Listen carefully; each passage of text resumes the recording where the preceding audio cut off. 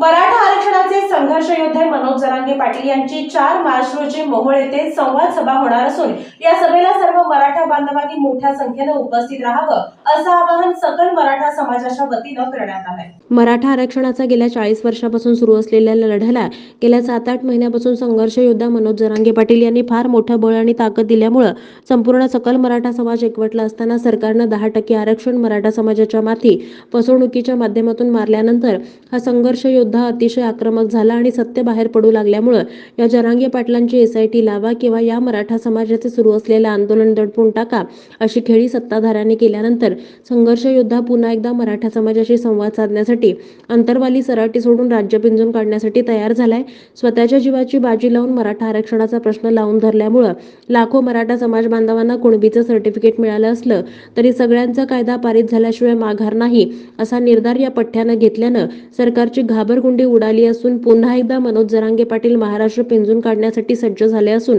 4 मार्च येथे करमाळा येथील कार्यक्रम संपवून सकाळी 9च्या दरम्यान वैराग येथील मराठा समाज बांधवांशी ते संवाद साधतील। 11च्या दरम्यान मोहोळ ठिकाणी ते संवाद साधणार असून श्रीराम मंगल कार्यालयामध्ये या बैठकीचं आयोजन केलं असून मराठा समाज बांधवांनी हजारो लाखोंच्या संख्येनं उपस्थित राहावं असं आवाहन सकल मराठा समाजाच्या वतीनं करण्यात आलंय।